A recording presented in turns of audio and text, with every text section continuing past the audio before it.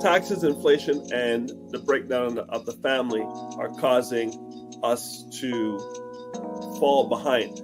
We have the lowest net worth in the United States, and I'm sure those numbers cross the border as well. Some people get the disability tax credit and they don't open the registered disability savings plan, and that's where the government puts in all the money of grants and bonds for a person with a disability who has done all the steps. Some people don't do all the steps. Good morning, everybody. It's Dr. Vibe here, host and producer of the award-winning Dr. Vibe Show, the home of Epic Conversations, and I'm the host of Epic Conversations, 2018 Innovation Award winner and 2020 Best Podcast News Award winner. I got it right, finally. Given out by the Canadian Ethnic Media Association. I also co-host and co-produce the only online show in the world for dads and fathers. It's sponsored by Dove Men Plus Care. And being part of that team, we've reached out directly and indirectly to over 400,000 dads, fathers, and male caregivers around the world. And as always, I'd like to say you're blessed, highly favored, a magnet for miracles, and a solution for someone's problem. And the Morning Vibe is here on September 16th. Half the month is done. What's going on? Ryan Knight. Yes, the month is in process. Good to see you, Dr. Vibe. And for those that may not remember who I am, my name is Ryan Knight, one of the co-founders of the Afro Caribbean Business Network. We work with entrepreneurs of African and Caribbean heritage, really to figure out what stage the business is in and help them create a strategy to grow their companies exponentially. And I am an entrepreneur myself. I run a company called Detailing Nights. So we provide mobile, waterless car cleaning. So we go to people's houses or their offices, clean their cars on the spot without using water, and our plant-based, eco-friendly cleaning supplies. And the sun has still been shining on this beautiful melanin. I'm soaking it in. Vitamin D, vitamin D. We'll see how long it lasts. Yes. Vitamin D. So let's get some housework out of the way. Subscribe to the Dr. Vibe Show on YouTube and hit the notification button so we can get over that 1,600 barrier. Also follow the Dr. Vibe Show on Facebook, LinkedIn, and Instagram. If you'd like to advertise your business, product, or service on the platform, any of the platforms that I'm a part of, please feel free to do that. Email me at dr.vibe@thedr.com. And then we've got Join the Morning Vibe Discord group, where we keep the conversations going in between chats. And we love to do that. And also, can't forget, Indie Soup Media TV. This is one of the edited versions of the program you see here is on Indie Soup Media TV, run by our good friend, Dr. Tachi. About 40 independent media content creators now on that platform. 17,000 YouTube subscribers in 6 months. So absolutely amazing stuff with Dr. Tachi, and periodically she comes on the platform here. So what's going on in Ryan Knight's world? What has been going on? Hold on, I'm going to share my screen so I can show you what's been going on to let the people them know. Is it sharing my screen? It is, but I'm waiting for you to put, okay, there we go. Yes. Is it ready? Yeah. Okay. So it has been announced. Is the audio going to play? I don't hear the audio. Hold on. If the audio is not playing, let me fix the audio real quick.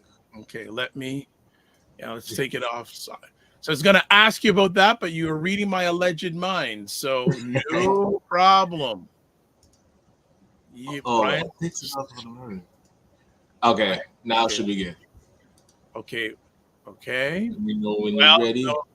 Okay, but if I put it up, our screen is still showing. Okay, there we go. Okay, give it another whirl. All right. Coming soon on Dragon's Den. We provide mobile, waterless car cleaning using plant-based, eco-friendly cleaning supplies. But what best to demonstrate than going out and finding the dirtiest car in the parking lot? The dirtiest car in the parking lot. Oh, wow. I love it. It's not Wes's. My car is never dirty. I know, right? What happened to my car? What the? If the car comes with the deal, I'm in. Right? Hey, Ryan, if you scratch that bad boy, I'm coming after you, man. But Detailing Nights, we provide mobile waterless car cleaning, going to clients' homes or their offices, cleaning their cars on the spot without using water.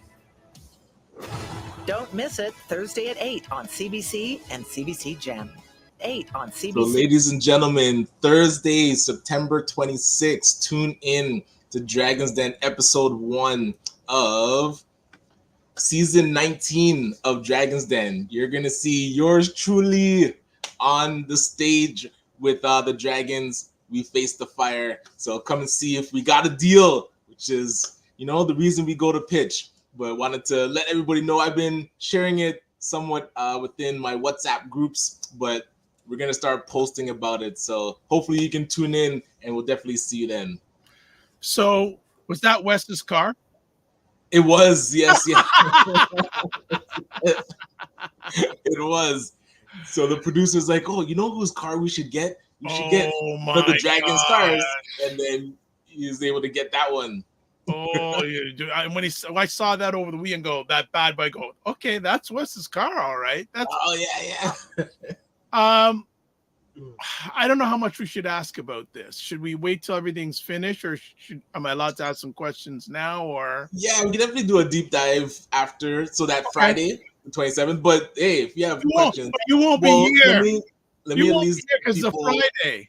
Yeah, give people a bit of a background of how this got to be. Yeah. So February, I've been a fan of the show, and then I was at an event, the National Angel Capital Organization, so NACO. They were doing their event for members because ACBN's a member, and there was a person there that used to be a dragon. So Bruce Croxton, and I know that name. I know that from name. Round 13 Venture. So he was there, so I'm like fanboying, going up to say hi. But with him was the producer of Dragon's Den, Molly. It's funny. I met a producer a few years ago because one of the former Dragons, Vincent Guzzo, I believe his last name. Right. We actually interviewed him for the dad show that I do. Do you remember if it was Molly or maybe there's like 10 producers? Yeah, I can't remember. Can't remember. So she mentions that, oh, did you hear Dragon's Den is doing their auditions? And usually I would see it because when I'm watching the show, they do commercials, but I didn't see anything. So instead of just me going down, ACBN, we said, you know what? Let's see how many other business owners will come. Yeah. So the first delegation we did down there, we had about 22 Black entrepreneurs go down and pitch. And then we did a second one, and actually Nobellum, with Melissa and her team, Malcolm, they brought some of their entrepreneurs. So we had about 25 go the second time to pitch.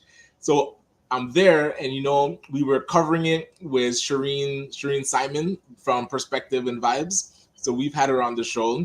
Right. And just capturing people, videotaping them before they go pitch. Yeah. It's like, well, we're already down here, so we might as well sign up. So I kept trying to get her to sign up, but I signed up, went and did the pitch. And then a few months later, they call you back to actually do the pitch to the Dragons. So was able to do that pitch, and then you have to wait and see if you're actually going to get on the show. So just a couple weeks ago, they said, yes, you're going to be on. So we're going to see how we do. Congratulations. That I haven't watched Dragon's Den for a long time. And you know what? People may or may not know the show. So you may just want to give some context of what the show's all about. Right, especially if you're in the US, you might know Shark Tank. So Dragon's Den preceded Shark Tank, but actually Dragon's Den, I believe, started in the UK and then was brought here to Canada. So CBC, it's been one of their staple shows. It's really entrepreneurs just pitching to 5 or 6 venture capitalists. So they call them the Dragons, and you have to convince them to give you the money that you need for your business, but you do have to give up equity in your company. So that's but it's like a glimpse into the VC venture capital world of what's happening with entrepreneurs pitching their businesses pretty much every day. And it's wild because we've had some people that work at venture capital firms like come and do workshops and webinars, and they'll say they get 100 to 150 pitches a day, like emails, decks. So they have like the front line that is vetting all those, and then it gets brought to, I'd say, the general partners or the limited partners, right, the investment group. But yeah, it's a lot of money flows through venture capital. And there's been research that shows not a lot of that money gets to the Black community. I think it was under 2% total, and 0.05% or 0.5% to women. So it's billions of dollars. It's interesting you say how many pitches. Do you know that companies, because everyone knows I love the sponsorship thing, lot less companies. I don't like using the word pitch anymore, by the way. I like to say offering. Okay, right. A lot less big companies get a lot less offerings from people from sponsorships. Everyone's going the VC route. Sponsorships, they don't get a lot of people approaching them on sponsorships. And sponsorships, I still think it's the game that people are missing out. It's the easier game, better than grants, because just from my lens, the grants world is shrinking. And Ryan, you would know better than I. Just from my lens, it's shrinking. Yes. So people are going. I had a really interesting conversation this weekend with a lady who basically got interviewed by Innovations Canada. Okay. Getting her input on what's gone right, what's not gone right with the whole Black ecosystem project. Okay. Hey, send me that link. What was some of her insights? Well, okay, before we do insights, I know people are chimed in, so I just want to give them morning, Minnie on cam. What's up? Ryan, that is the second person I know who got a spot on Dragons Den. Okay. And one of the other people that came down for the delegation, we've heard that they're getting on too. I believe her name's Anita with Hello Hair. So at least I know one other person, so we'll see who else got on. She goes, the Friday that that Friday is the last Friday. That's my episodes. That's the day after your show. She's on. Oh, okay, nice. Says good morning, all. Follow Open Inspired on YouTube, and she goes, and congratulations, Ryan. Fitness IQ says morning, good morning. Fitness IQ Cam, we're talking about. I think a lot of people are missing the sponsorship because and I've seen statistics from the U.S. Companies say 50% of the companies that were surveyed, and there was a lot of major companies get less than 5 companies approaching them every week. Wow. And it's interesting because sponsorship is usually part of their marketing budget. So they do have dollars to get the awareness out. Yeah, so because the thing is, and that's the thing too, if they don't spend it, they lose it. So they're looking to get that money out the door. Especially now, we're in the last third of the year. Many companies probably have their budgets for next year put aside, but a number of companies haven't spent their 2024 money yet. So they may be looking for places to get that money spent, because if they go back next year, they say, well, you didn't spend this, so we're not going to give it to you. We're going to give what you didn't spend, you're not going to get back. Gotcha. Just a thought. But that I got a deep dive on that conversation with Innovations Canada. What was this lady saying? She was saying the loan process is still not great. Gotcha. Saying, I'm going to be totally open here. She said that with the ecosystem, some of the partners, a lot of the people who are participating, they want their own mentors. They didn't want to have mentors assigned to them. They wanted to be able to choose go and find pick. Or so to speak, here's our list of mentors. Yes. What would you like to choose? Instead of a lot of organizations, this is going to be your mentor. Right. Well, it was a very interesting insight. Yeah, it was quite interesting. And then her and I went back and I said, well, you know what? Some people can't pay their rent. I said, well, okay, hold on now. If they can't pay their rent, they shouldn't be looking for, if they're just looking for grants to pay their rent and all that, what's going to happen? They're going to pay the rent, but they still don't have money to do their business. Exactly. Band-Aid solution. Yeah, the band got to think long-term feasibility-wise, not short-term. So that was just some of that conversation. And actually has another conversation with that lady today. So she's going to give me more deep dive. I said, hey, if that lady wants another perspective, here's my 10 digits. Here's my email address. But Looking forward to watching that. Yeah, but what else? Anything else happened on the weekend? I did something unmentionable on Saturday. I actually drove downtown at around 1:00 on Saturday. What was happening downtown to be able to pull you in? Here's the funny thing. I didn't know that there was a Union bus station. I always thought Union Station was trains, but just the trains. I had to drop off this person at the Union bus station that's at the front of Bay and Lakeshore. I thought, wow. Yeah, between Lakeshore and front. Yeah, I didn't know that. I thought the old bus terminal on Dundas and Bay Street. No, this. Right. I'm going down there, but I made it down there in about 25 minutes. It was. I went. Going back was a little bit slower. I said, "Wow, I survived." Right. I survived. And it's wild that bus station because we'll drive by it all the time, right? But you don't know that there's a little. I had never dropped off anyone there before. I go, okay, all right. Look at this. Fitting Inside Q goes, why you drove downtown? Right. And Minion Cam goes, Union Bus Station is how many take the bus to the Buffalo Airport. I didn't know. Okay. You wanted to do one more thing. What would you want to chat about? Letting people know that it is gala season, y'all. Oh, yes. If you've been following, but it is prime time. So I counted 8 galas that are happening between now and December. How many? 8. So I sent you.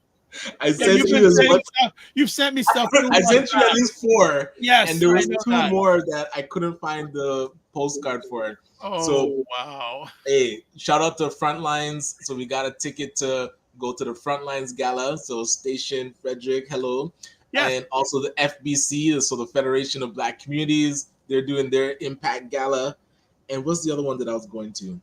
Oh my goodness. They invite you to gala, but they won't come on. Yep. Oh, it was yesterday. The United Achievers. They were doing their awards. Yes. And sorry, go ahead. No, they invite you to gala, but they won't come on the show to promote themselves. Go figure. Go on. Yeah, I'll send them a note. And so Peace and her team from Case was on Friday. Their gala is coming up too. But that was amazing. As I said to them during the conversation, very rare have had a full conversation live about the state of Black seniors. Right. And that was, and they sent in a very nice email saying how much they were appreciative to be on the platform. I told them I'd have them back anytime. You see, so there is one that is having a gala that came on the show. So we'll add to it. Yes, absolutely. And Minion Kansas Union bus station is where I took the Greyhound to Nashville. Whoa, that must have been a bus ride. And that Greyhound station, that's gone now, right? That used to be believe the one at college. At Bay but no, is it college? No, Bay. Yeah, like Bay and Dundas. Bay and Dundas. Bay and closer to yeah. I don't know if that exists anymore. I said, I don't go downtown that much, so I don't know. But I have a feeling it's probably switched down to there, and I think it just makes a lot more sense because it's closer to the trains of Union Station and all that. But yeah, it was. I got educated this weekend. It was a good education. But yes, all right. I think we've caught up on enough things. Yes, I survived going downtown. Toronto, yay! I live to drink another bottle of water. So cheers. All right. And again, last week was just a stellar week for live conversations. The ladies on from Case Community talking about Black seniors. I really suggest you catch that. And again, last Tuesday we did our conversation, our watch party. Oh, one more thing. Your favorite friend got another attempted assassination yesterday. Ooh, while golfing. That man. Yeah. And they haven't said if it was a Republican or Democrat. It doesn't really matter. Well, it would interesting. You know what? Will we ever hear the full story about the first assassination attempt? they're keeping quiet because it ended up being a Republican, so it messed up with their whole narrative. Right. But yeah, the guy hiding in the bushes with his AK-47, Of course. man. Military gun. serious. Yep, military gun. All right. Yeah. We have fought it on, and we have Chris Beth Cowie coming up in the next few moments. So what we're going to do, we're going to take a quick break, 30 seconds, and then we're going to have Chris Beth Cowie. She's not been on for a while, so we got to see what's going on in her world. Keep it locked. Primetime Saturday with Aisha and Lala. Join Aisha K. Staggers and Laura Lala Key as they cut through the chaos and make some sense of the nonsense in American news and politics.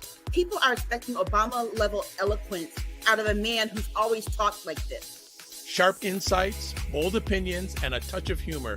It's the show that keeps you informed and entertained. There's no way that Trump is going to debate her. Don't miss Primetime Saturday with Aisha and Lala. Tune in and stay ahead of the headlines. Yes, there's no way. You have to update it so she says it, and then it shows a debate clip. Yes. We got to do that. We got to do that. But yes, so. Well, he said he won't debate her again, so he's afraid of the second round. Yeah, you got it. All right. Going in the towel like Sonny Liston. Well, actually, in the next week or two, people can start voting for the election via mail-in. Okay. Yeah. So voting starts in the next. So, I think maybe once. You know what we should do? We should ask Aisha to come on once periodically as the election gets closer to give her a take on the election. Yes. All right. When you had hinted at the debate watch party that you might do an election night watch party, is that no, that's happening. Okay, nice. That's happening. No, that's happening. That's a done deal. And with the same individuals. Looking forward to that. That's solid. So mark it on your calendar. It's a done deal. November 5th. Come here to get a North American perspective, Black Americans and Black Canadians on the election that evening. This lady's been so patient because we could chat forever, but she is back in the house. Chris Beth Cowie is here. What's going on, Miss Beth Cowie? You got to unmute yourself so we can hear you. The smile is looking great, but we got to hear the vocal. Hey, good morning, everyone. How are you doing? There's Chris Beth Cowie. What's going on? Hey, loving life. I'm on this side of the earth and just giving God thanks every day. So lots to be grateful for. Fantastic. What's been going? Well, some people may not know about you. Can you just share a little bit about yourself? Yeah, so to the folks that's looking, my name is Chris Beth Cowie. I am the founder of Empowered for X, which is a training and consulting firm supporting entrepreneurs from ideation to commercialization. I love the conversation that you all were talking about the Black ecosystem. So I'm hoping that today's conversation will support people as they continue to navigate their business. So I primarily operate as a business strategist with specialization in marketing and operations. We do have a technology team that builds out apps and websites and different things like that for folks. Apart from Empowered for X, I'm also one of the co-founders of the Afro Caribbean Business Network, which you have your Mr. Knight over there. And Mr. Dragon Knight. Mr. Dragon Knight. Oh, and if you looked hard at that clip, you might have seen Miss Chris Beth Cowie as well in that video. But so super excited for Ryan and all of his amazing accomplishments. And my passion in life is about helping people locally and internationally. So that's a little bit about me, and I'm happy to be here. You know, it's interesting. Right off the bat, I don't tell people I help them anymore. Interesting. Because everyone says they help. So what I tell people is I get people to score goals and get wins. Hey, that's the way, right? Yeah. But no, not just I do that too in the professional, but there are people that need stuff and I help them. Period. Yeah. That's what I do. I get you to score. I get you to score goals and get wins. Not to just, but when I keep on hearing that help, and I hear that word help. Okay, what about scoring goals and getting people wins? And people go, they like that. Yeah, that's an interesting question too. So, Chris Beth, what have been some wins for yourself in 2024? So wins thus far, and then we'll ask you what's next for the rest of the year. Hey, some of my wins, the team's growing, so we continue to serve more and more entrepreneurs and being able to build a team to be able to do the work. As I said, we spend a lot of time in the marketing space, apart from the business strategy, and clients are really looking to get access to their target market. And part of our role here is looking at helping them focus and getting really clear about who they want to serve and reach, and then being able to support them. So the company is growing, the team is growing. I'm really happy about that. In terms of what's next for 2024. Not yet. Oh. I'm curious. You said the word focus. So I'm curious, can you dig a bit deeper into why focus is so important with the clients that you work with? Yeah, and our clients range from people that look like you and I, to people that don't. And so what I like to say and what I have observed is that a lot of entrepreneurs like myself, I think we have multiple projects on the go. And part of having multiple projects on the go, we get distracted. We're showing up to conversations and having multiple conversations about different things. And that confuses the hearer of such things. And what I've seen when working with clients, they're like, my business is for everybody. I can serve all of these people. And the truth is that may be true. Everybody can utilize your service, or anyone can utilize your service. However, if your marketing dollars are limited, you need to focus on pouring into a specific niche or community so that you have greater penetration. I oftentimes say, let's go deep before we go wide. And really that focus is, looking at one product, one solution, one customer. And yes, it can expand out of that, but I think when you have that level of clarity, it helps you to move the dial much further. Right. Have some comments here, and I'm coming with the conversation pieces. Here we go. But first things first, Fitness IQ says, hey, Chris Beth. Minion Camp says, I know, Chris Beth, I would see you in the Jelly Social events. What are the Jelly Social events? Yeah, so Jelly Social is one of our partners here at Empowered FX. On the fourth Thursday of every month, we hold an online networking session supporting entrepreneurs. Actually, internationally, we've had entrepreneurs from all over show up to our networking. So that happens the fourth week. Really, the objective there is about building community, networking, and sharing resources with folks. Those people should make sure their net is working. I ain't going to go any further there. Frequency Event Promotion says greetings. Also says, how are you, Dr. Beth and Ryan Knight? Mignon Camp says, serving to everyone is serving to no one. Ooh. We got some people dropping knowledge bombs. Frequency Event Promotion goes deep before we go wide. And Frequency Event Promotion goes, I like what you're sharing here. There we go. We're caught up with comments. Okay. Lawrence, I owe you a call. Okay. I'm gonna ask first conversation piece. How has the landscape through your lens for Black entrepreneurs changed in the last few years, if at all? I would definitely say a lot of entrepreneurs have been able to get access to business support. And I think the support that came out of the Black ecosystem is definitely needed for a lot of entrepreneurs.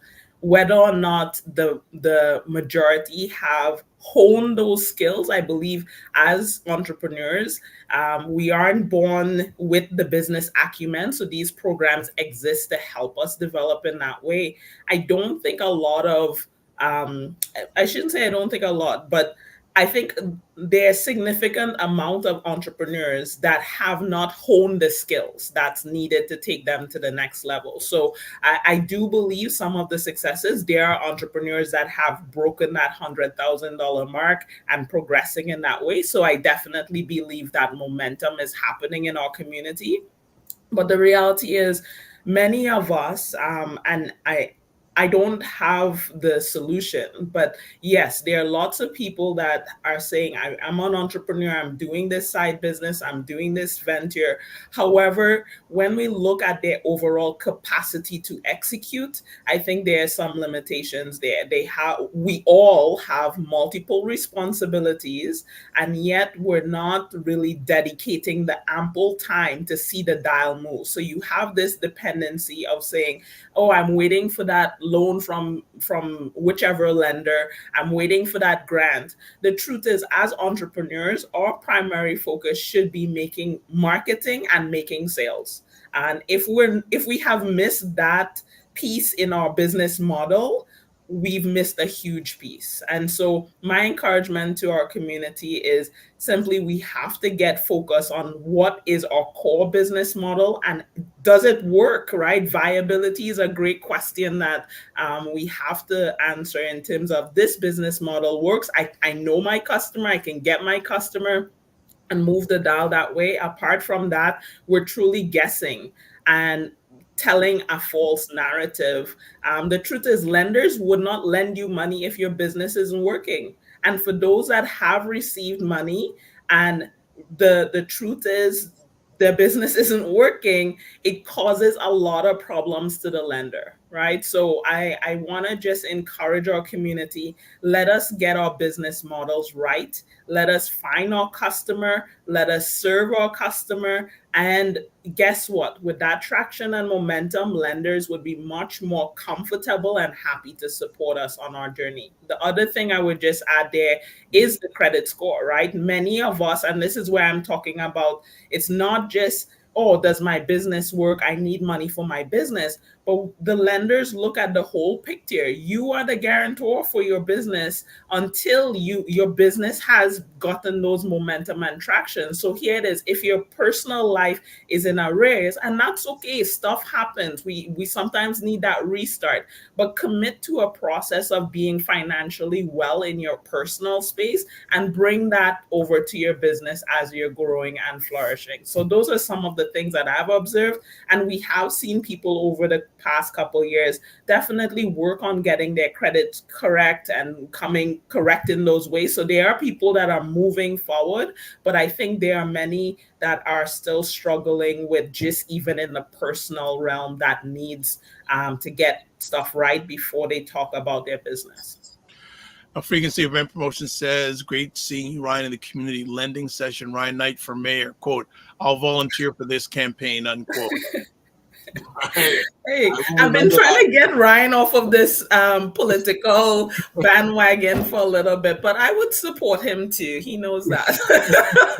Okay. 10 years. I said I'm focused on business for 10 years and then we'll see. So Hey, I support that, Ryan. You know that I support that. Yes. All right. You talk about lenders, and before we brought you on about the landscape out there. From my lens, I'm seeing lenders are getting tightening their belts. Are you seeing that also? Yes, and we've had conversations with lenders on behalf of entrepreneurs. As you know, ACBN also runs a micro loan as well. The reality is they are tightening their belts, and I don't want to put a huge damper on the conversations. Black entrepreneurs need funding to mobilize and activate their businesses. That is true. So I believe lenders should continue to have their doors open to us to serve us in that way. I do believe entrepreneurs have a responsibility, and this is where it comes back to our personal side. We have to get our personal finance in order. Finance is here. People talk to Camille, like, get your stuff in order, and let that translate into your business. So the credit score numbers are going up. And why is that happening? Is because they're seeing correlations. Hey, your personal scores, that means you have a lot of personal debt that you're carrying. You're now taking on business debt. The weight and pressure of that is hard on the entrepreneur.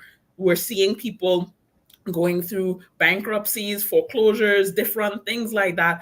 that impacts the overall lending pool for everybody, right? So if if one person is struggling and there's a breakdown there, it does have a ripple effect for the entire community, right? So we just have to be conscious about putting ourselves in capacity to, okay, I'm borrowing this money for this purpose. One, I would say use it for the purpose. What we have seen is people using it for personal coverage. You mentioned earlier, if they're not able to pay their rent and they're saying, yeah, I need business loan here, but the truth is the money from here is coming to personal. Problem number one, the business isn't going forward, right? And so when we're talking about the ability to repay the loan, it is not free money. It's a loan lent to you to be repaid. As good stewards, financial stewards, we have to have that built into our mindset. Someone has entrusted us with this money for us, from our vantage point, to see a return on our investment, and they're also looking for the same, right?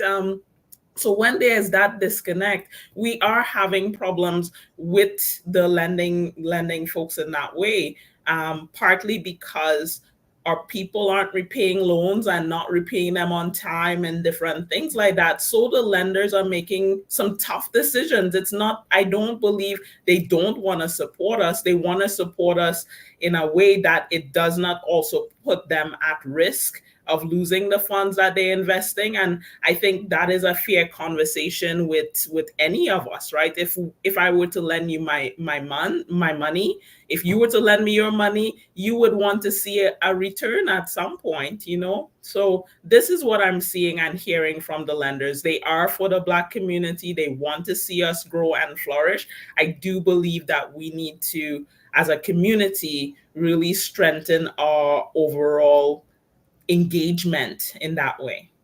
Right. Okay, just some more comments here. Mignon Cam says managing money is a skill. If you can't manage your household finances, it will be difficult to manage business finances. Facts also. She says, I coach people with disabilities how to get their finances in order so they can build wealth. And some of them want to go into small business. Yeah, and people see the world is not a bubble. And when these financial companies, they go on data, averages, risk. So if a number of people that look like us foreclose, can't do their payments, they're going to say, oh, remember, there's a lot more people who don't look like us than look like us. So it's a less of a risk for the people who don't look like us because there's more of them. Yeah. Just facts. And I know it's unfortunate, but this is business. Unfortunately, this is the way the world works. Like it or not, this is the way you work. So you got to, don't play checkers, play chess. Yeah. Well, I was curious around, like Mignon Cam said that she works with people that she helps on their personal side of their finances, but they're interested in getting into business. So what are some of the foundational elements when a person's starting a business that they should have in place so that they can have a strong foundation to get money in the future? Okay, and just before you answer that, Chris Beth, I want you to answer that from a historical perspective. Has that changed over the years? Has the nature of running or starting a successful business changed over the last few years? Yeah, what I would just comment, from my own vantage point and my own experience, I would say that how to start a business and run a business has not changed. I think the information are in the books that I've read, you might have read as well. There's some core elements, right? One, do you have a customer? Like, this is so essential. Do you have a good product or service that works, right? Do you have the ability to develop that product and service in a cost-effective way that when you come to the marketplace, you have the ability to make a profit, right? I think for me, this is the core. I think this methodology of running a business has been in existence since time has begun, right? So I would say historically, the way to start a business has not changed. I think with the advancement of technology, we have ways to acquire that knowledge quicker. So I tell people living in Canada, accessing a business library, a card from the library, a library card is free, right? You can go and have a conversation with a business librarian to conduct market research to help you in that way, to learn about your market. Business hold librarian. on. You just said some really terrible stuff. Research. Research. And this is one of the key pieces. I tell people, I invite you to rethink your entrepreneurial journey. The first lens that you have to wear as an entrepreneur is that of a researcher. You have to know that if I came to you, Dr. Vibe, and I said, Crispet is going to start a newspaper business, would you invest in my newspaper business? I see your head no, right? Because the newspaper industry is dying, right? And so the reality is it is a bad investment, right? Maybe down the road there'd be a revamp, all of this stuff. We're having digital media now, people are buying into that. That's a different story. But if I came a physical newspaper, you say bad business. I invite people to research their industry well, research their current competitors. Remember, before you showed up with your bright idea and your solutions, people were being served elsewhere, right? People were getting, either they were doing it themselves or using competitors. Most of our industries are very competitive. So what is going to be your competitive advantage? That's a key word that people should consider, right? So your positioning in the marketplace. And yes, you're not saying I'm coming to take 100% market share, but we need some market share to keep our doors and lights and all of these open, right? So the customer insight, from industry, customer insight is the other. How does the people you're trying to serve, do they have the buying power, right? And not only secondary research, I invite people in the early stages to go out and have real face-to-face conversations until you could check my business. It is feasible for me to do my business. It is a viable opportunity. You're simply just guessing, right? And so in terms of, Ryan, your question was, sorry, I got caught up. Foundational elements. The foundational elements. So my message, historically, I do not believe the business landscape has changed. I think the reality is we can leverage technology as a tool to help us advance and, shorten some of the learning gaps that's needed. But the biggest foundational piece of entrepreneurs historically, Dr. Vibe, and modern day is we have to do the work. Too many times I'm meeting entrepreneurs and when I said, show me your calendar for the last week. How much time have you set aside to actually run your business? Okay, if you have only 2 hours a week, you can't expect, depending on your business, you can't expect you're going to hit that $100,000 target overnight. Like, that is not realistic, right? So being able to you talk about setting goals and successfully getting it in the goal, right? Like, you have to be realistic with your time to say, I could commit X, which will give me Y output, right? And so looking at it from that vantage point, I think we have to get to work. All right. Just going to catch up with some comments here. Frequency event promotions says TBH, I think the ice on the rum cake is apparent. I would like to see business collaborating, period. If we can master this, we'll have more buying power with more loan opportunities. Mini on Cam says the number of insolvencies, bankruptcies, and proposals in Canada increased by 20% in January 2024 compared to the previous month. Bankruptcies increased by 22% and proposals increased by 20%. Wow. That is stats. That is from Stats Canada, Insolvency Stats. Toronto business centers are available all over Ontario. Well, there are Ontario business centers that have online directory of locations. Ryan puts in small business entrepreneur centers. Many on campus, there's a book or listen to 1,000 True Fans by Kevin Kelly. What is measured can improve. I always say this periodically, especially to entrepreneurs that are starting out. Stop making love to your idea. All right. Yes. It's not a bad thing to say, Chris Beth. No, I love that. I love that idea. I love that thought. Because the truth is, it is not, I tell people, I go, it is not your business at the end of the day for it to work. It's not for you. It's not for your mom. It's not for your dad. It's not for your auntie. And it's definitely not for your cat, right? So you have to get outside of your little bubble to really validate that your entity works, right? And that's where I see a lot of people struggle. They just walk around saying, I have a good idea. They come to me, is my idea good? And I say, it sounds good, but it's not for me, right? And so find me your customers and then we can talk. Well, I also say to stop making love to your idea, and what problem does it solve? Well, that's at the root of it, right? You have to be that if you're not bringing value to the marketplace from the vantage point of the problem, the need, the gap, the want, the desires that you're bringing to the marketplace, if nobody wants it or nobody can acknowledge it, you have a huge problem. I remember once working with a client, had spent over $100,000 building an application nobody, when I say nobody, wanted to use for free. That tells me a lot. You did not do the first step. Understand the customer. What is the need of the customer? What is the problem of the customer? You just went with your idea and started building a tool nobody wanted. $100,000. Over $100,000. Are they still in business? No, there was no business. Let's begin there. There was no business, right?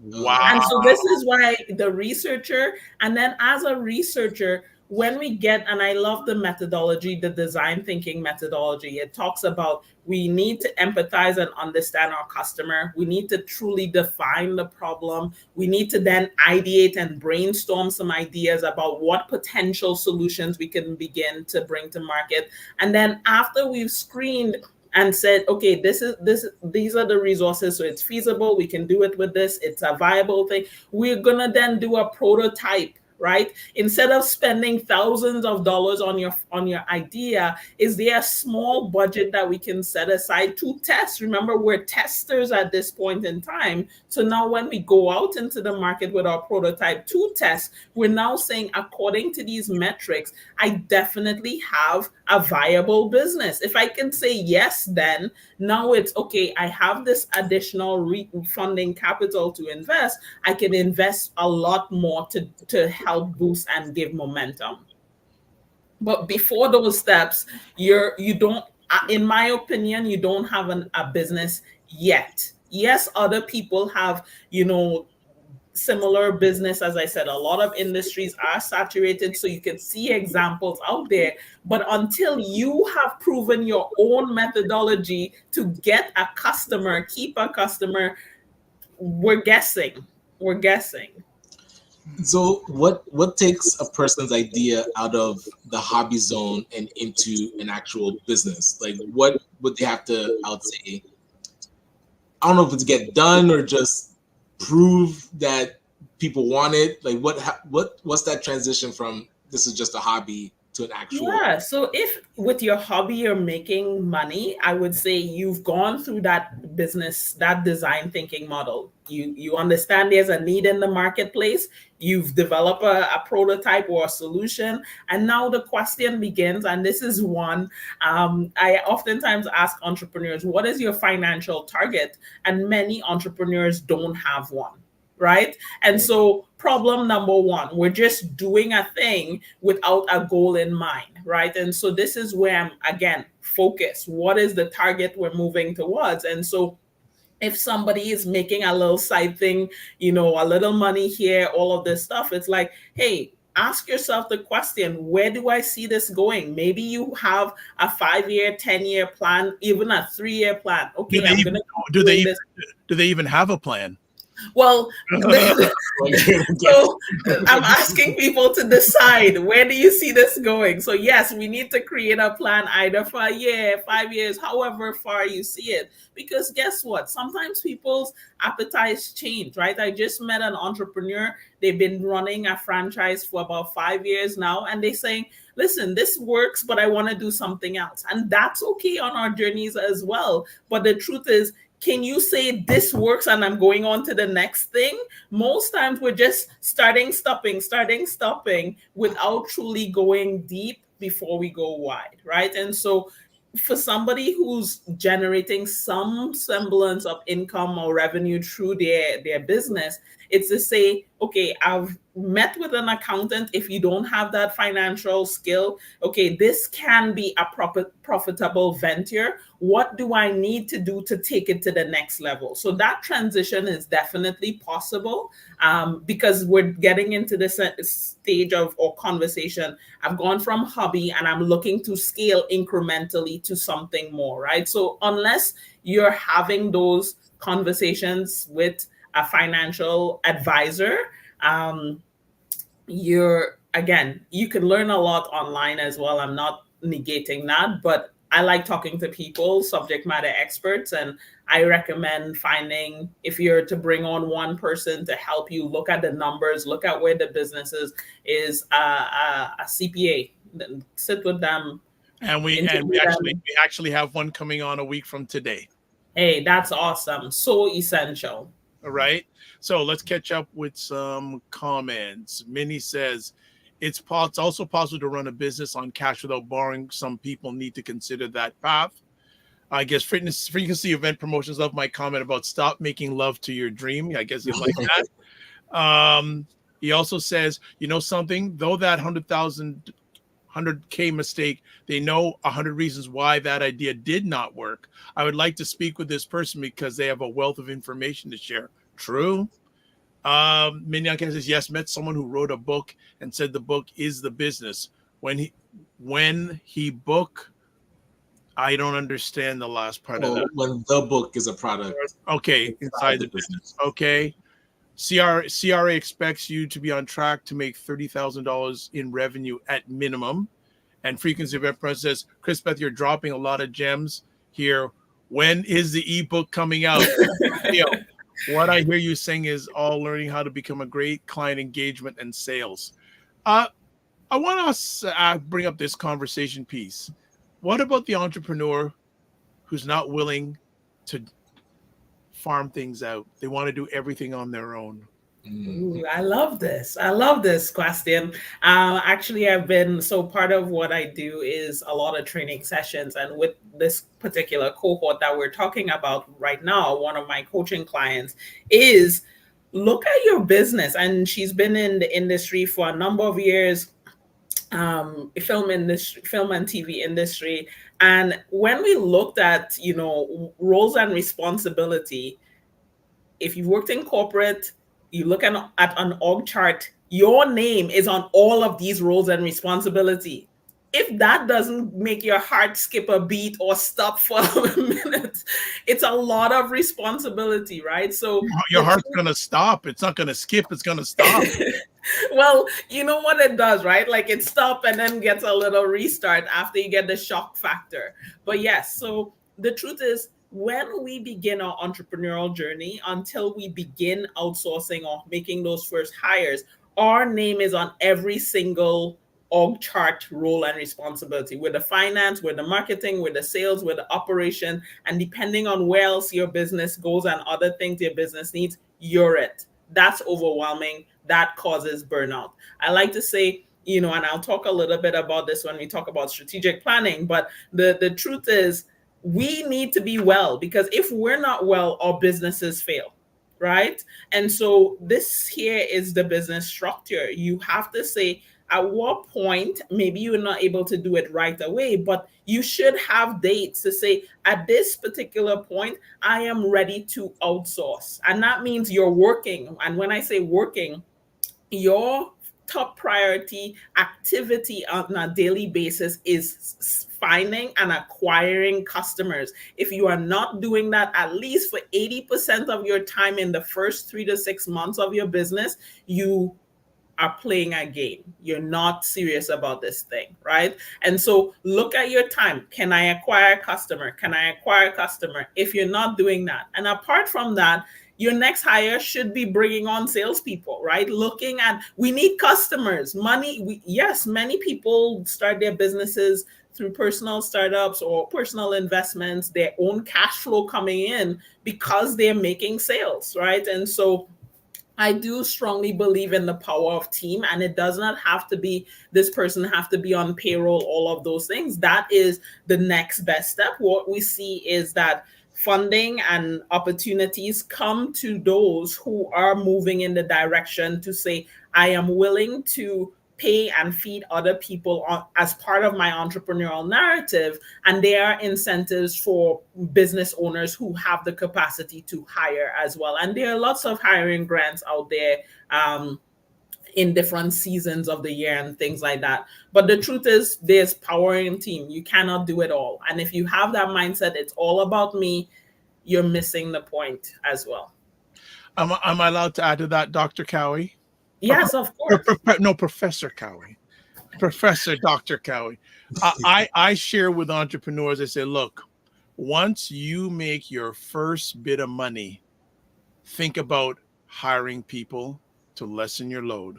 Because either if you're running a business, and I actually am helping someone, getting someone to score goals and get wins. She has a company. She is great at sales.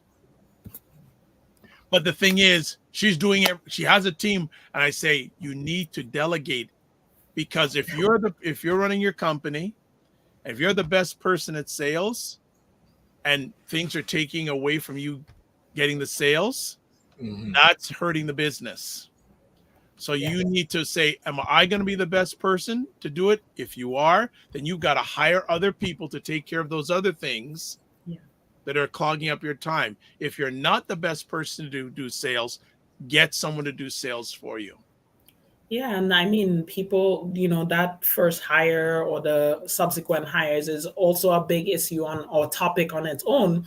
People like, hey, I'm going to make this first hire and I'm bringing them on and I'm expecting they'll do everything. The truth is, they need the direction and leadership from you, right? And so it is important when you are making those hires, you're creating a job description, they're signing off to those things. You have the key metrics that you're holding them accountable to, so that in the event that you need to let somebody go, it's not just an emotional decision, but it is you're tracking their performance and things like that, right? So there is work with bringing on team, but you can be structured in a way that it is scalable, right? And sustainable as well. Well, suggestion I will make here is that if you're bringing someone on, thinking about, first of all, do your research. That you do, how have they been successful? Do they have experience in what you want them to do? If they've had experience, ask them for references.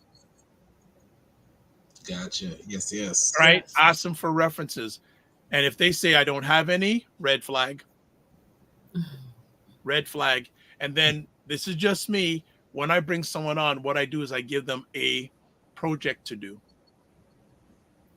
Right. Oh, Dr. Cowie, I saw her eyebrows move on that. She seems to like that one. And what I do is, and this even is with volunteer, like interns, I'll give them a project to do. I'll tell them what I need to get done. Ask them when they're going to get it done. When they get it done, first of all, was it done on time? Second of all, did they complete what they were asked? A real bonus is they did more than you asked. Yeah. Okay, yeah, showing initiative. And then how did they like working with you? And then how do you like working with them?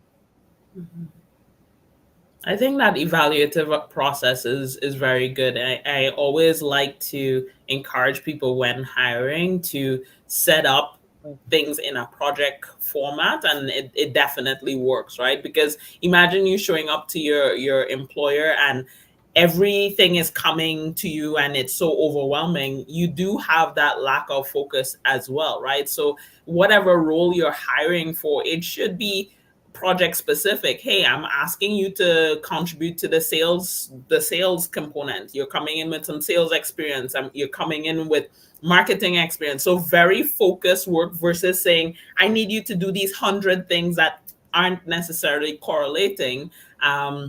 So really being specific about the roles and responsibility components in the job description, right? Because it creates clarity for your employees as well as or volunteers as they work with you.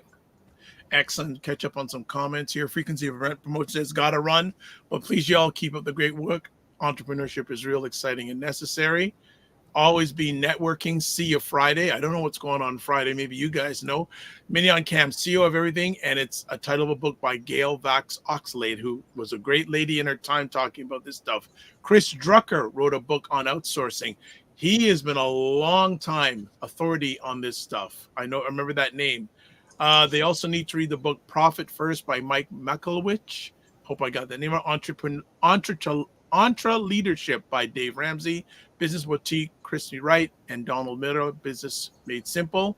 Plus, the revenue needs to be there to hire people if you're thinking, or this side is a side hustle, and not to think how this business can create jobs. You'll be spinning your wheels inside the hustle. Yeah, I want to get, and Ryan, maybe you remember this.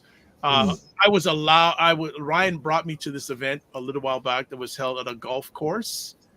And we spent 2 hours with about 13 high-level CEOs and entrepreneurs about two subjects. The first hour was how to hire good people. Right. And the bigger part was, how do you keep good people? So true. That was a powerful 2 hours. It was a lot of good learning and some really amazing, incredible stories on people management. So, Chris Beth, from that lens, what are some suggestions when it comes to hiring and keeping people? Yeah, I mean, I can only talk from my own experience and things that I've read as well. But in terms of what I ground myself is in that onboarding, like you have to be able to orient whomever is coming on your team to your vision and values as the company. I see many people hire people, even bring on subject matter experts, and they don't have that orientation about your vision, values, and the direction you want to go. So that the onboarding piece is really key once you made that decision, but really from the vantage point of clarity around the roles and responsibilities. It is so important in our experience. We outline, day to day what it could potentially look like. The other piece around that is skill testing. So, before people come on board, we do a skill test depending on the role that they're coming on for. And we check their references, as you said, whether it's an employee role or a subcontractor role, we want to see references. So having real conversations with real people. And the truth is, you trust the process, right?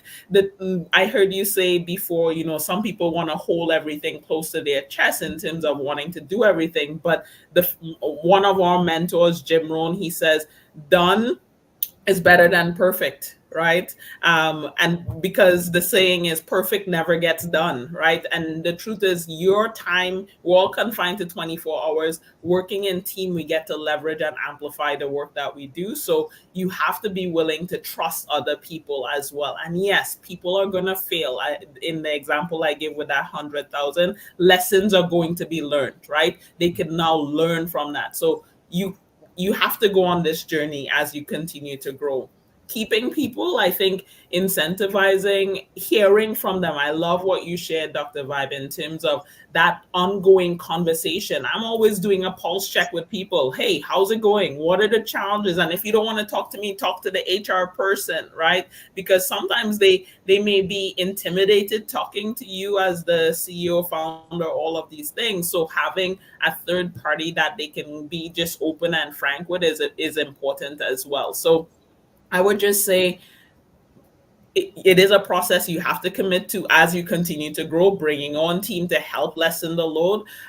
But finding people that truly have those value alignments is key to keeping people, right? Do they believe in the vision? Do they accept, the pay? If the pay is a problem, you have to figure out how to increase those things according to their level of service as they continue to grow with you, right? So being upfront about where you are, even if you're a startup. Hey, I'm a startup and this is what I'm doing, inviting them into the money conversation. You are contributing to this bottom line, right? When we fail in this space, this is how the impacts. When we succeed in this space, these are the impacts. So being able to celebrate their wins on a weekly basis, talking about issues or challenges that they may be experiencing in an open and frank way, I think is building a healthy culture.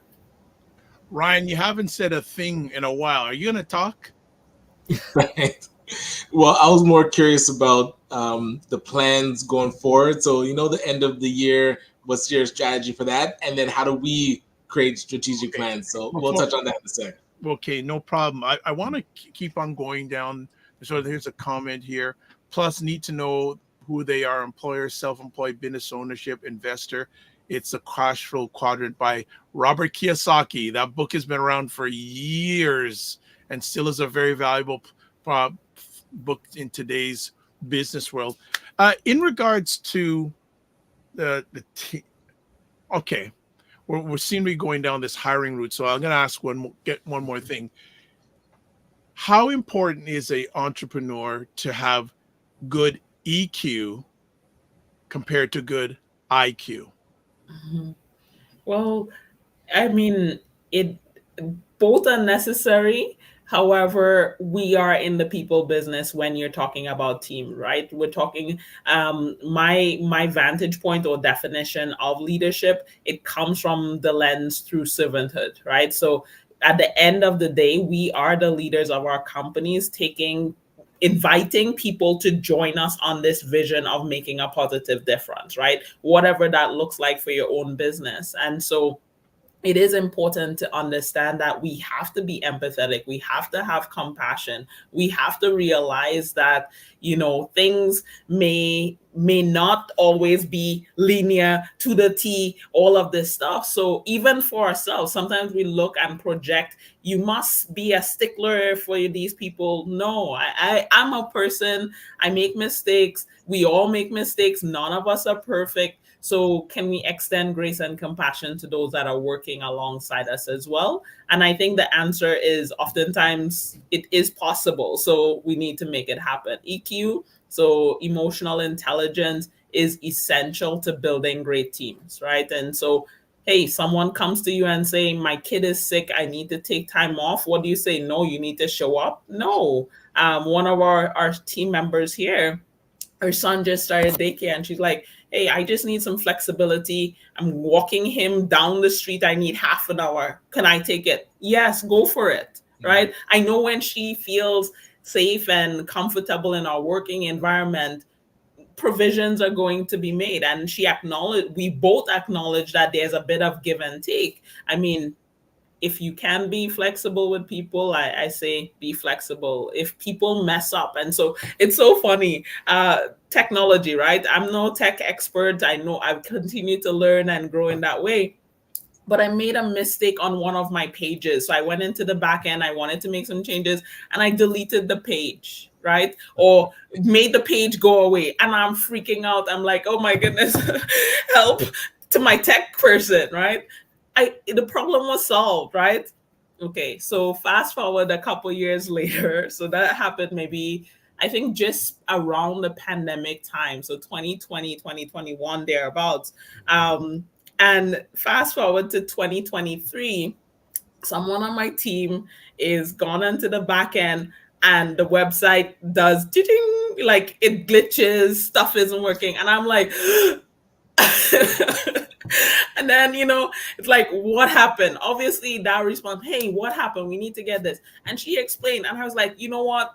It's okay. We'll get our tech person. They fixed the thing, right? And so just realizing that we make mistakes, people make mistakes. We don't want those types of mistakes to happen often, but at the same time, it's what lessons are learned. And so when issues come up, we document those. We say, hey, this has happened. This is how we've solved this stuff before, so that we're able to go back and say, hey, are we having this issue? We know what to do. So the other piece is really around documentation, right? Oftentimes as entrepreneurs, all of the process flows lives in our brains. We need to be thinking on paper so that the person that we bring on, they can now follow your initial standard. I tell people, this is how I did it. This is the standard and expectation.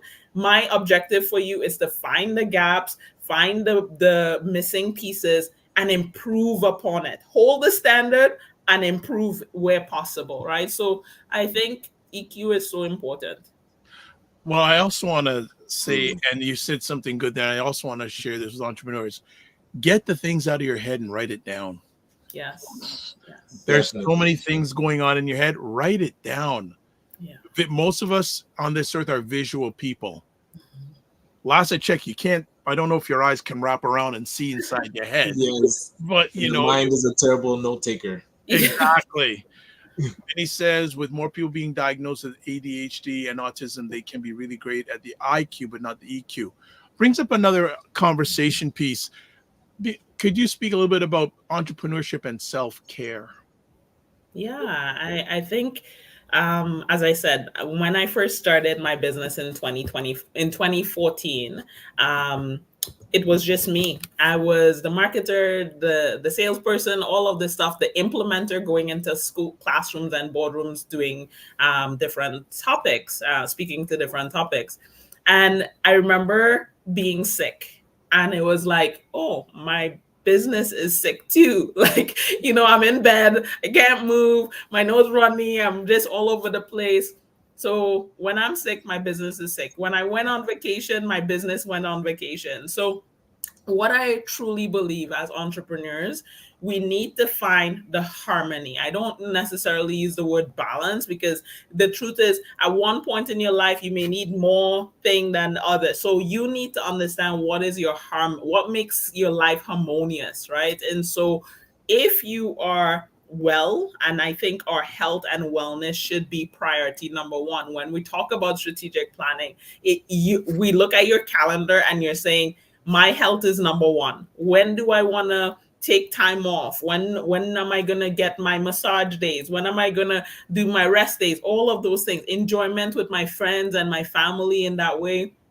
If you're not well, your business is not well, especially in these early days when you may not have the team or the infrastructure to run when you're not there. And I think the transition, the book that I oftentimes recommend is The E-Myth by Michael Gerber. He talks about we need to have a model that is franchisable. It doesn't mean that we're going out to franchise it tomorrow, but it takes time to build that. And that's the journey that I'm on. I can now take a sick day and my business still runs. I can now go on vacation and my business still runs. The infrastructure that we build gradually over time, it gives us the flexibility that we want to continue to grow and flourish. So self-care is priority number one. Right. And in that self-care, for me, spirituality, I believe in God. I believe that I'm here for a purpose. So being grounded in spirit, mind, and body is so important on your journey to wellness. All right, we got here. Well, it does not happen for entrepreneurs with chronic illness, but they do have to operate business and life with harmony and flexibility. And good morning to, or good day to Laura Lala Key chiming in. Can see her on Saturday nights, prime time Saturday with Aisha and Lala. So very good. And Ryan says, good day, Laura. Good day, Laura. Ryan, you had your conversation piece, so lay it down now. Yes, well, asking about the goals for yourself for the rest of this year, but then also how do we strategically plan for 2025? Like, what are good things to put in place for our businesses as we're getting ready to close out the year and want to plan for the next year? Hey, fourth quarter people are coming up. I want to encourage you to finish strong, right? And so if you don't have a plan for the fourth quarter, take some time. You know, September is, it's so crazy. We're already halfway through September, people. But I invite you to take some time, a day or two, dedicate to make a plan. And what does that look like? Sitting down and writing out where you want to go, how many people you want to serve, right? Having that financial targets. In our case, we've done so. I typically do a yearly planning with myself and my team. So we're literally just flipping the book. Are we on target? Are we off target? Currently, we're on target. But we know that the winter months are sometimes our slower months. So it's like, okay, how do we figure out how to navigate our business in that time period? And you learn over time, right? And so the encouragement for everyone, look at your fourth quarter, have a plan. Again, we heard about grants, we heard about loans, we heard about sponsorship. If your business model is not working, these additional funding opportunities may not come as easily or timely to you to help save your business, right? So my invitation to everyone looking at your fourth quarter, I want to hear that you're outside your four walls, and that could be digitally as well, right? Outside of your screen, that means you're showing up on other people's platforms, engaging, moving from passive in social media promotion, so where you're just posting, to now where you're going to an active, you're on the offense, you're going right, you're moving the dial. So in terms of what's next, I honestly say when fourth quarter comes, it is planning for 2025. You should be thinking about those things now as well, right? So don't wait until 2025 to have a plan. So for me, what that looks like, we do have upcoming strategic planning sessions with folks. So the Eventbrite will be made live shortly. I'll come back and I'll put it in the chat. So anyone that's interested, when they're live, I will share it. But we sit with entrepreneurs and have planning days, right? Let's look at your calendar. Let's start planning for 2025 and progress in that way. But key things when planning, you need a goal, you need a target, and make a financial target one of the targets. Make the people target, so number of people you want to serve, a target, right? So is it 22 people a month? Is it 50 people a month? Whatever, just so that you're not just, okay, dollars and cents, yes, but I know lives are impacted by the work that I'm doing. So I like to think in the context of lives impacted, and also what does that translate into for dollars and cents, right? So it just helps me get a good clarity there. Number two, the self-care. I talked a little bit about that. You have to build that into your strategic planning, not just for yourself, but think about your team. I think we talked a little bit about retaining good people. Ask your team, what do you want to do for self-care? What does that look like for you, right? And is it possible to bake that into your brand, into your culture of the company? The other one that I had to say was just around your core business. Too many of us are in this ideation mode. I'm in ideation. Remember, when we're in ideation, we need to take on that researcher. Is this valid? So if you're in the ideation mode, that's okay. I need to validate my business. So do that. But maybe most of us here already running and developing our business. So my ask of you, what is that core business? Yes, you could do 100 things or 10 different things. I meet a lot of product entrepreneurs and they say, oh, I have my CMOS, I have my powder, I have my thing. My question is, of the things that you are in your store, which one is selling the most? Let's hone in on that one for the next 3 to 6 months to make sure that we can truly find the customer, right? So find the core business and focus there. We need to market. Market is just bringing awareness and attention to your brand. How are you doing that? Does your marketing enable you to also convert people, right? Because we need to be able to convert to make the sale. If we're not talking about sales, we have a deficiency in terms of the business that we're working on, the operations, moving the stuff that's in your head and in the head of your teammates into a process manual. Today, if you walk into our place, you're starting out as a new client specialist, we have a manual. We say, go forth, read, learn. This is how things are done. Remember, I talked about that standard. This is the line we hold. Below this is failure. Above this is great stuff, right? At this level, we know that you're good, right? And so the operations of your business is so key. And then the other piece around the core business is the financials. Cash going out, we have expenses, but looking at the cash coming in, right? That's so important. I strongly advise people, if you do not have a financial background, make sure you find a good CPA.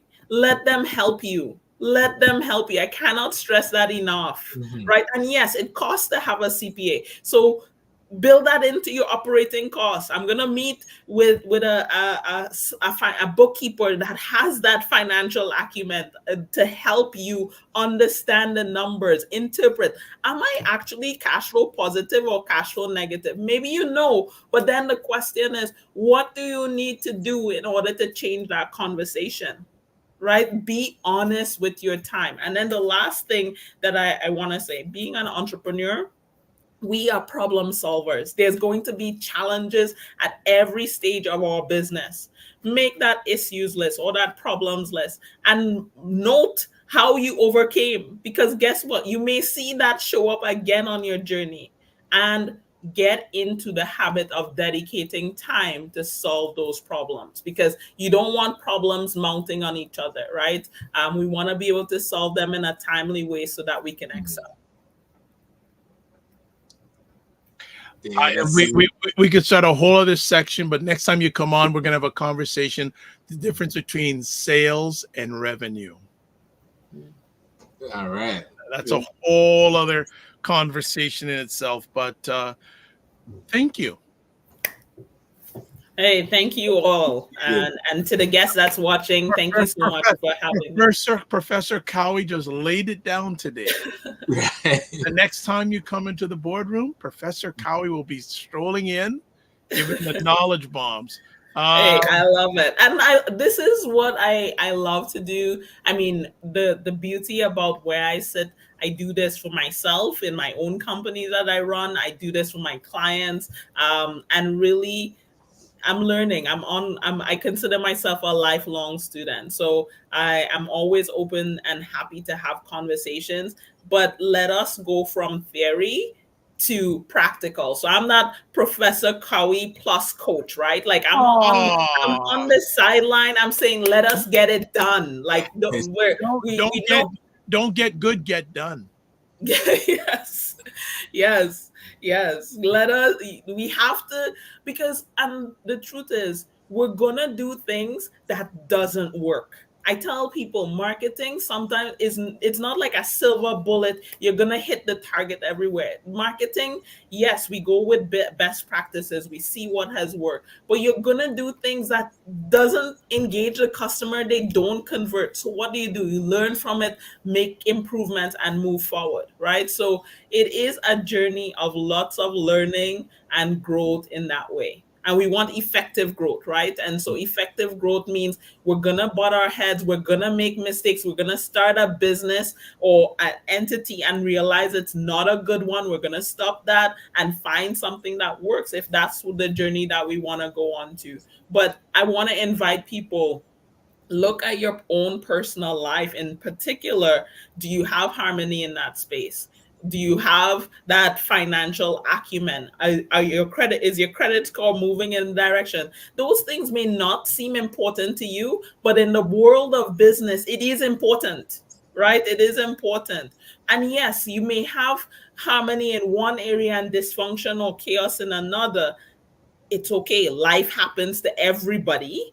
But at the same time, we need to hone in and find out why the chaos, why the dysfunction, and can we solve for it so that we come back into the state of holistic harmony, right?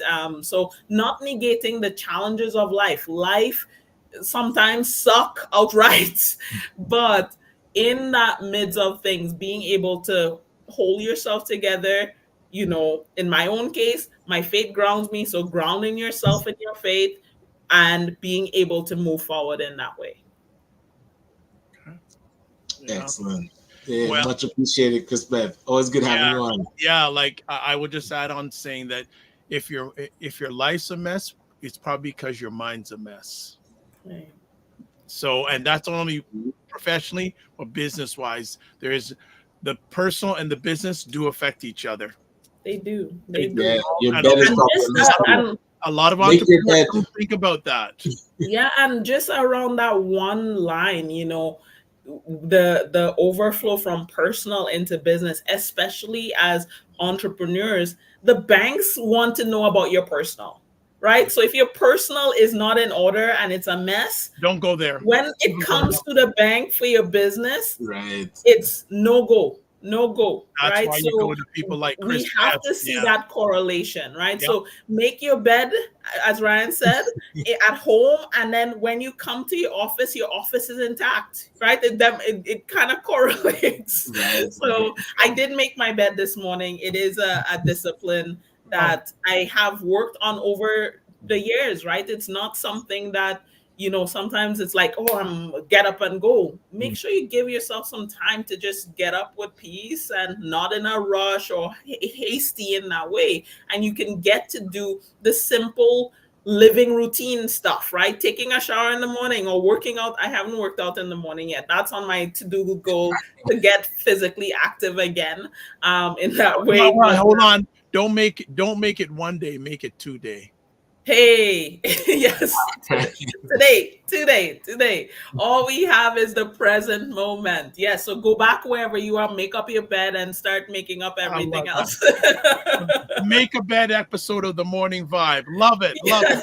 Final comments. Mignon Cam says 12-week year, which is a good book to read. It is a good book. Your year in quarters and is based on measuring your tasks and goals. This is a great for people who are in a network marketing companies who need to practice the skills of business operations instead of creating a business from scratch. You need an account for legal and accounting professional fees. Mignon Cam says this is amazing. Says be a doer, not a thinker. And my mind is always in fluctuation. It's the bipolar disorder, but you're going to get it done anyways. All right, that's where you can get a hold of Professor Dr. Chris Beth Cowie. Coach Chris, Professor, Coach, Doctor. Chris. So, yeah. Well, maybe the next time Ryan introduces you, we can get that long, complete. Okay. Yeah. That's Ryan. That's Ryan's thing. Look, as always, don't just manage your time, manage your energy. Remember to give yourself grace. We'll catch you soon, and thanks for everything. Thank you. Bye-bye. All right, Mr. Knight. What's on top for the week? What's on top for the week? So happening tonight, we're doing an info session about the Next Level conference. So we have Orlando Bowen. He's coming on to talk about their conference that's happening later this year with Eric Thomas. So we're trying to get Eric Thomas onto the show to promote the conference. We're working on that. And the rest of the week is more just, enjoying the good weather, getting some detailing in. We're hiring a couple area managers. So if you know somebody looking for a job, definitely check out our LinkedIn post. And I think on Indeed as well, we're going to be posting a couple job openings. So working on that. How about yourself? How's this week look? I've got to prepare for a training. I'm holding a training session tonight for coaches. And then tomorrow I have a sharing session with about 100 Ontario social workers. That's nice. What's the theme of that conversation? I'm going to be sharing a session about self-esteem. Okay. No, that's excellent. So those are the something just happened there. Hold on. Stop, Cam. Hold on a second. We had a fall for a second. Hold on. Gotcha. But yeah, we're holding. Yeah, we just have not. Well, there we go. Yeah, so I'm doing a session with 100 social workers. Nice. The battle behind the scenes. Yes, the social workers. So yes, I'm looking that's cool. Looking forward to doing that, and then other odds and ends. See, we're back now. There we go. But yeah, and okay, I'm gonna leave, and I say this periodically for entrepreneurs, and this was given to me by one of my periodic mentors who is amazing. 3 questions for you, even though it's not the end of the year, but I'm going to give you these 3 questions. First of all, is there a decision you made in regards to your business that you'd like to have back this year? Then the next question is, what are the 2 things you need to work on your business to make it better, not only for this year, but let's talk about 2025. Go ahead in 2025. And then what's the one thing you need to work on with your business for 2025? What's the one thing you need to work on personally and professionally for 2025? Gotcha. I like those. Right. Those things that when I was first asked that, I told the person, you got to give me a day. That's deep thinking. Yes. That's deep thinking. But yeah, and also coming up on this Friday show, Serena Wills, who's in here periodically, Divine Right. This is, yes, that ovarian cancer month. So she is going to be coming on and talking about ovarian cancer on Friday. And next Monday, we mentioned it, we do have a CPA coming on. Sean DeFreitas is going to talk about, if you're a business owner, what do you need to get for the rest of the year, your books in order, and also financially, and what do you need to plan for 2025? So we've got a jam-packed week. Things are picking up again because, well, weather-wise, summer ain't over, but the weather is changing. So, as always, what other things? If you want to get a hold of Mr. Knight, to RyanOneilKnight.com and Ryan Oneil Knight, Instagram at Ryan.Knight. And that's KNIGTH, people, if you're listening. At 99, and then work with me at RyanOneilKnight.com. Also, for me, website, the drvibeshow.com, YouTube, Facebook, and LinkedIn, The Dr. Vibe Show, Instagram at The Dr. Vibe Show, and X/Twitter at drvibeshow.com. Email dr.vibe at the drvibeshow.com. And as always, you can also watch replays of this epic conversation, The Dr. Vibe Show, on YouTube, Facebook, and LinkedIn, Afro Caribbean Business Network on Facebook, and Ryan Oneil Knight on YouTube. So this is how we ended off. Live your life as a dream. If you can dream it, you can make it. Sometimes you have to get small to get stronger. Block assumptions, then aim bigger, aim better, aim higher, aim wider. Love, faith, and respect. And remember, just don't manage your time, manage your energy. And remember to give yourself grace, especially if you're an entrepreneur. Yes. Especially in everyday life, too. Take care. God bless. Peace well. Keep the faith. Yes, Dr. Tacha, I'll give you a shout out because I saw you coming late. Hope you're doing okay also. Be well. Nice.